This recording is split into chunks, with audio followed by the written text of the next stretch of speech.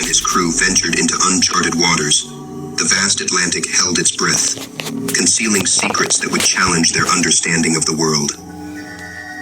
The men aboard the Santa Maria whispered of strange omens. For weeks, they had seen nothing but the endless expanse of ocean, and despair was setting in. But then, on the night of September 17th, the crew observed an unusual phenomenon. A sudden flash of light streaking across the sky, disappearing as swiftly as it appeared. The men, seasoned sailors, exchanged uneasy glances, questioning the nature of this celestial event. Just days later, on September 20th, another sighting occurred. This time, a luminous object traversed the night sky, moving with a purpose and speed unlike any known star or comet. Columbus noted these occurrences in his journal, pondering their significance. Then, on the evening of October 11th, as the expedition neared what would soon be known as the New World, a more startling event transpired. Columbus and his crew witnessed a glowing object emerging from the depths of the ocean, ascending into the night sky before vanishing into the horizon. This unearthly sight left the crew in awe and apprehension, questioning the very nature of the world they were about to discover.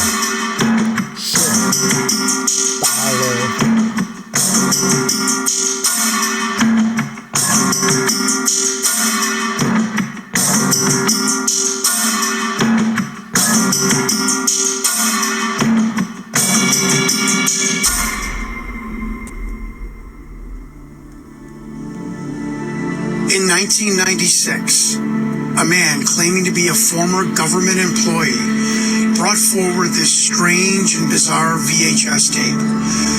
On this tape, he claimed, was an interview, an interrogation of an alleged extraterrestrial gray alien.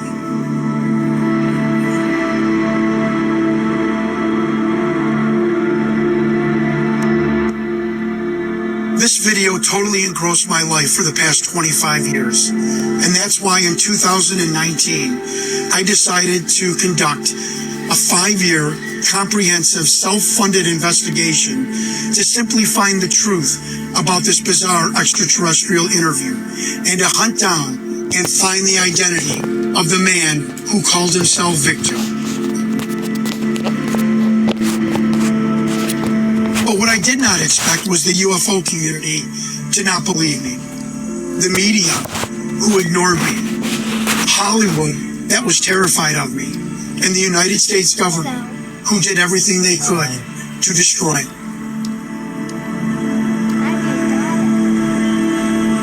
My name is Jon Stewart. On Thanksgiving night, I am going to reveal the identity of Victor. And I am going to expose to the entire world what I think is the greatest cover and the biggest secret known to mankind.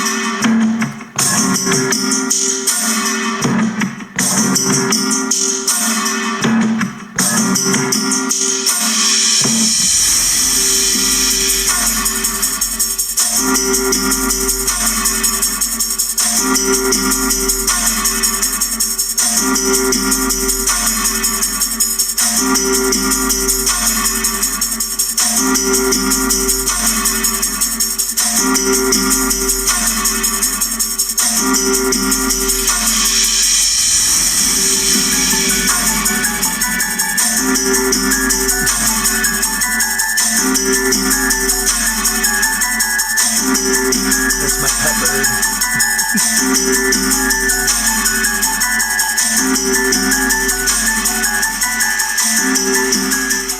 People don't realize how much knowledge is actually kept secret in the Vatican archives. 85 kilometers of shelf space, 35,000 volumes of catalogs, logging over 1,200 years worth of records. By 2018, it claimed to hold the equivalent of 180 terabytes of data, said to mainly store documents relating to Pope, internal accounts of the Church, and other significant historic records. But up until 1881, no one but the Pope's inner circle was even allowed inside, so who knows what's really hidden down there. Even today, the secret archive is not accessible to the public, but only to certain scholars and under the most bizarrely specific conditions that you could imagine. First of all, any living pope needs to have been deceased for over 75 years before any documents collected during his time become available. Then, only academics who undergo a very thorough vetting process are allowed access, and also need to request special permission to anything they want to look at. That can take months and may not always get granted. And even then, they wouldn't be able to just walk through and browse the archives to find what may be of interest. No, you need to specifically request the exact documents that you want to look at without ever stepping inside. Can you see how that might be an issue? 85 kilometers of shelf space. That's 2 marathons and will take the average person about 16 hours to fully walk through. Yet, they're required to request exactly the volumes they want to study from this monumental catalog without actually looking through it. And if we don't know certain volumes even exist, there's no way anyone can ask for it. Meaning, there is a lot of text down there that we will never know about. I'm not saying they're hiding secrets of, I don't know, Atlantis or the end of the world in these archives. Also not kind that they might be. But 35,000 volumes is an astronomical amount of information, and if they ever did want to keep something a secret, this would be the best place to hide it. Oh, whoa. What is it?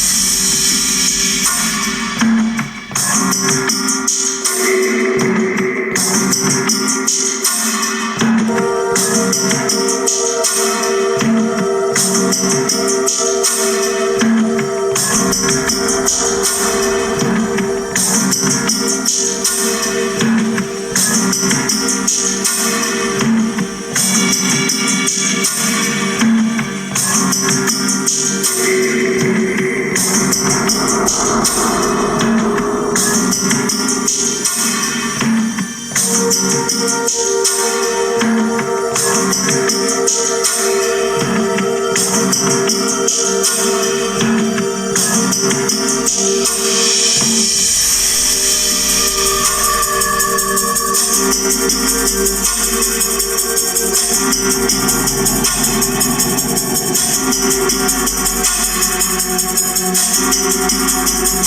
image captures within one of the cavities of the area the presence of what appears to be a creature walking in a hunched manner.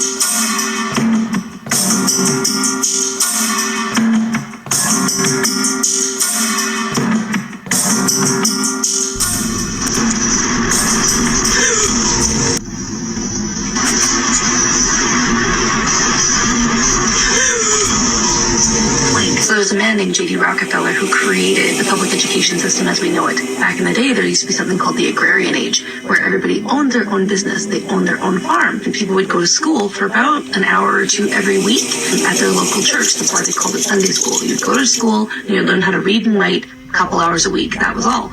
They did some research to find out how to indoctrinate a nation. The research that they discovered said 12 years. That's how long it takes for people to normalize everything that's been happening. So they made school 12 years long. They made school 5 days long a week with a bell for recess and a bell for lunch to condition people for factory work.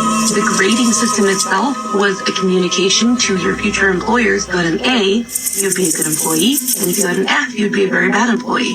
When asked about the curriculum and what the heck they were going to teach kids for 5 hours a day, 5 days a week, for 12 years of life, because they'd know how to read and write within a couple of years. Their answer was, teach them everything about nothing. That's why you graduated with SOHCAHTOA and A squared plus B squared equals C squared and the periodic table, and yet you're not familiar with your own system of government. You're not familiar with how to file your taxes. You're not familiar with basic life skills like conflict resolution, how to implement boundaries, budgeting, all those things that would really help you in life. So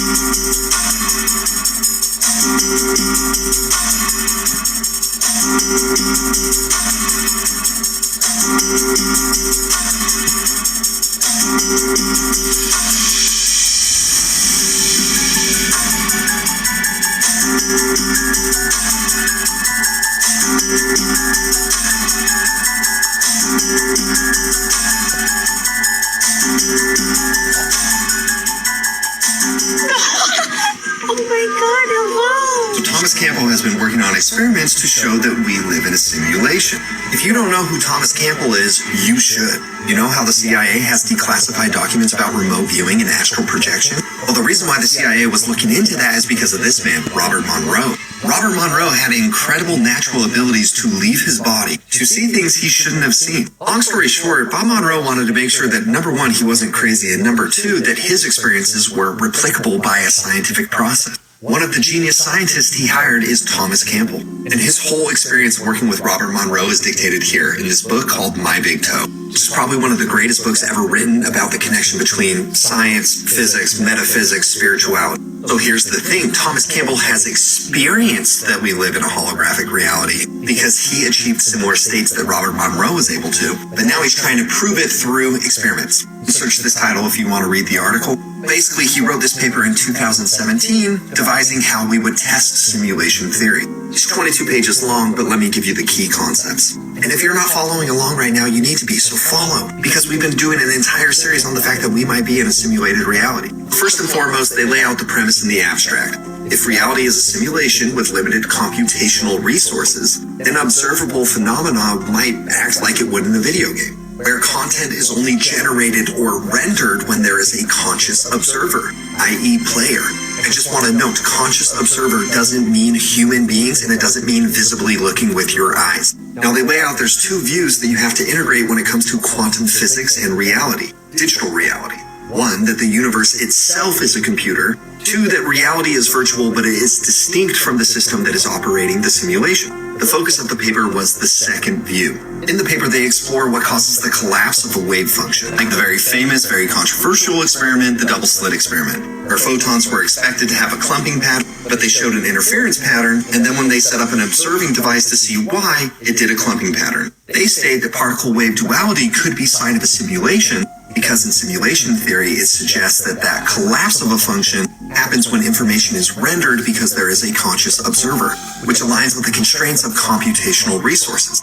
Again, conscious observer does not mean just human, and it doesn't mean looking with your eyes. The paper states that then the universe would optimize computational complexity by only rendering reality when it's observed, just like a video game. If a player is not in a certain area, the video game does not render that area. They state that this viewpoint resolves phenomena like wave-particle duality, quantum entanglement, and the violations of locality in Bell's theorem, because it would acknowledge that concepts like distance and locality are all constructs within the simulation. Well, Campbell suggests that you can make changes to famous experiments like the double slit experiment that would really shine a light on whether we're living in a simulation. Here's how Campbell proposes that you can perform the double slit experiment again. You can detect the data without notifying the observer. He believes that by removing the observer from the experiment, the actual recorded information never existed in the first place. This would show that the universe around them doesn't exist, much like a video game. In his thinking, that the universe is exclusively participatory.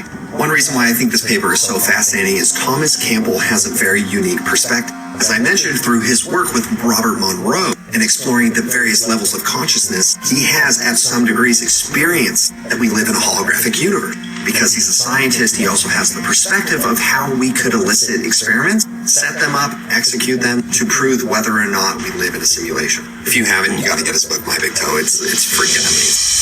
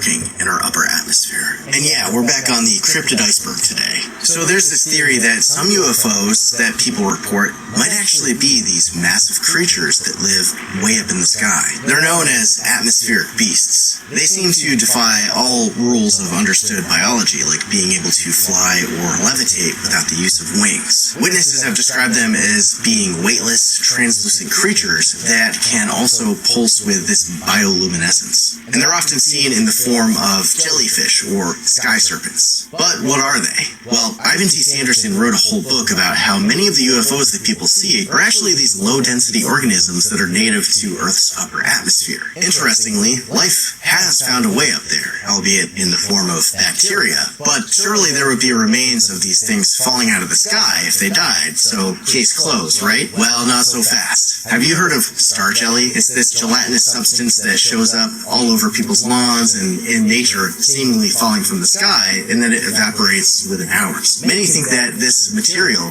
some of it at least, could be from the remains of these atmospheric beasts.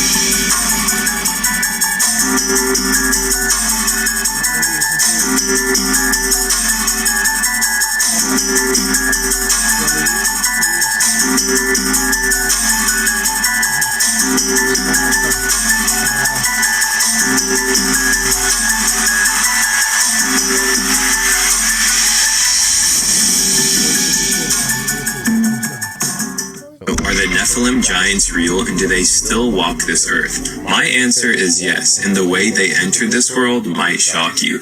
We learned this in Genesis, that there were fallen angels that came down, took physical form, and mated with human women, creating the Nephilim. So in Genesis chapter 6, verse 2, it says, the sons of God. Now, the sons of God, in my opinion, were demons. These were fallen angels, and I'll show you at the end. But they saw that the daughters of humans were beautiful, and they married any of them that they chose. The Lord said, my spirit will not contend with humans forever, for they are mortal, and their days will be numbered 120 years. Now the Nephilim were on the earth in those days, and also afterward, when the sons of God went to the daughters of humans and had children by them. And then verse 5 continues to explain how wicked and evil the whole earth got. I mean, I can't even imagine what these things actually looked like. And then he says that he was going to wipe away the whole human race from the earth, and that's when the flood came. And the reason I think that sons of God were fallen angels is because of the way it was used in the Old Testament. Just take a look at Job chapter 1 verse 6. It says, now there was a day when the sons of God came to present themselves before the Lord, and Satan also came along with them. Other verses use this term in a very similar context, but the real question is, do the Nephilim still exist? And we'll cover that in the next video. At first, it was just faint sounds, but over time, the noises grew louder. It was like footsteps and bangs, so they set up a surveillance camera. They saw on the footage an unknown creature wandering around their yard in the dark. It moved slowly but steadily, like it was aware of its surroundings and did not want to be found.